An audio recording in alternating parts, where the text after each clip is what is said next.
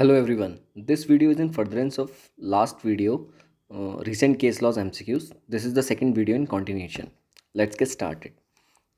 So we will discuss here question number 21. In which case Supreme Court held that default sentence must be in excess or in addition to the substantive sentence. Concurrent running of default sentence inter se or with substantive offense is not permissible. Correct answer is C. Sharad Hiru Colombe versus State of Maharashtra. Question number 22. The Supreme Court in which case held that it is a mandatory legal requirement to specify whether sentences awarded to an accused convicted for two or more offences would run concurrently or consecutively. The correct answer is Gagan Kumar versus State of Punjab. Question number 23. In case of trial of offences under special law, the offences shall be tried by the court specifically mentioned in the special law. If the special law is silent about the court by which it can be tried, then such an offence may be tried either by the High Court or by any other court by which such offence is shown in the first schedule of CRPC to be triable. Supreme Court observed this in which of the following case? Correct answer is A. Kaushik Chatterjee versus State of Haryana. Question number 24. For fulfilling true spirit of beneficial legislation of Section 125 CRPC, strict proof of marriage is not required. A long cohabitation between woman and a man may lead to presumption of marriage, entitling maintenance for women and children born to them. This presumption is rebuttable presumption. Supreme Court observed this in which of the following case? Correct answer is C. Kamla versus M.R. Mohan Kumar. Question number 25. In which case Supreme Court held that court after passing judgment or final order under Section 125 CRPC does not become functus officio. Section 125 itself contains provisions where order passed can be cancelled or altered. It is covered by an exception contained in Section 362 CRPC. Correct answer is B. Sanjeev Kumar versus Chandana Kapoor. Sanjeev Kapoor versus Chandana Kapoor. Question number 26.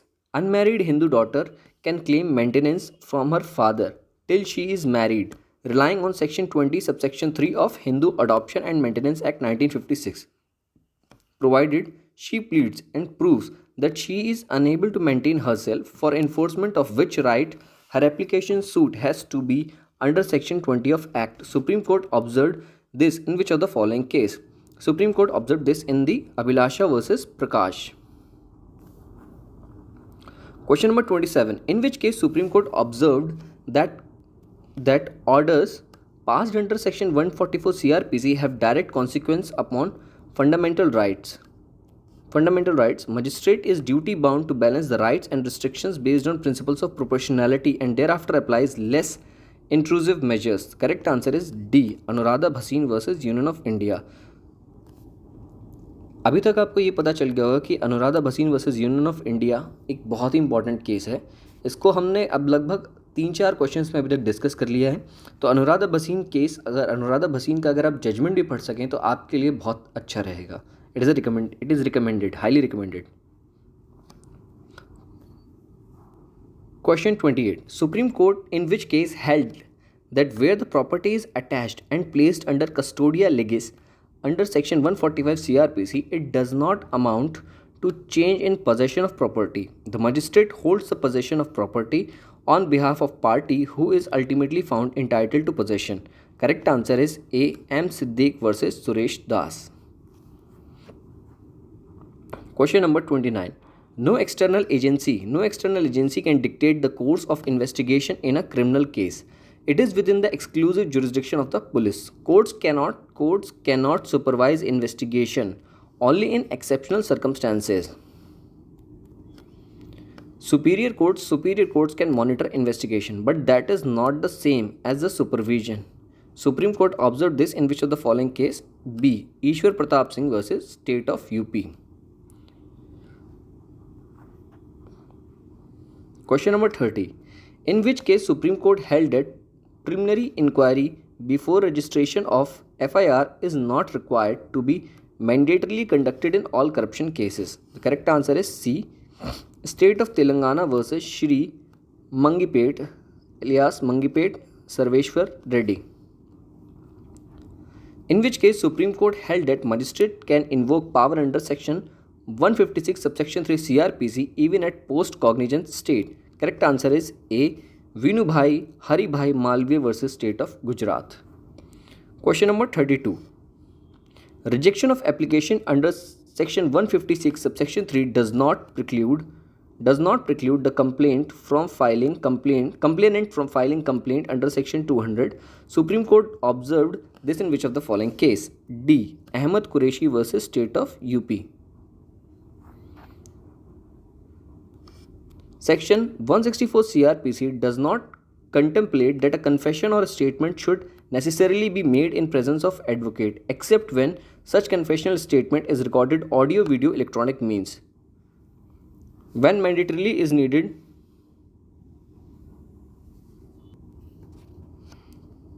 what mandatorily is needed is that magistrate must satisfy himself of the voluntariness of statement and all the statutory safeguards are meticulously compiled with. Supreme Court observed this in which of the following case? Supreme Court observed this in B. Manoharan versus State.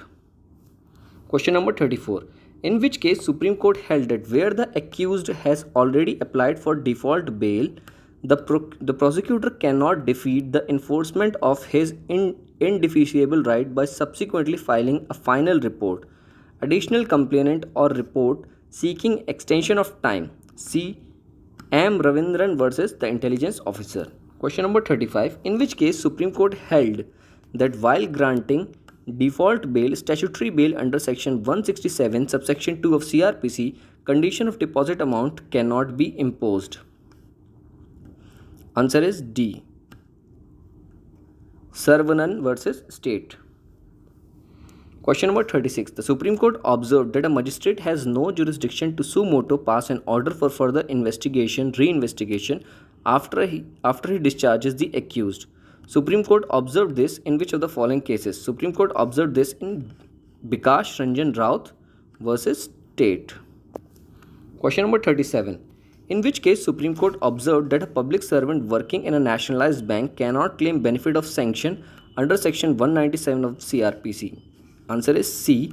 S.K. Miglani versus State NCT of Delhi. Question number 38. Prosecution can be initiated only by sanction of court, under whose proceedings offences referred in section 195 subsection 1 clause B of CRPC was allegedly committed. Private complaint is not permissible. Supreme Court observed this in which of the following case? Correct answer is B. Narendra Kumar Srivastava versus State of Bihar. Question number 39. In which case Supreme Court held that magistrate is not required to record reasons at the stage of issuance of summons while taking cognizance on the basis of police report. Correct answer is C. State of Gujarat versus Afroz Muhammad Haswanta. Right to receive the copy of statement under section 164 CRPC will arise only after cognizance is taken at a stage contemplated under section 207 and 208 CRPC. Supreme Court observed this in which of the following case? A. versus State of UP. So by far we have discussed these 20 more questions in this second video, and in another video we will try to complete this recent case law series. These questions are very important. Please listen to these questions properly and prepare these questions for your examination. Thank you for watching.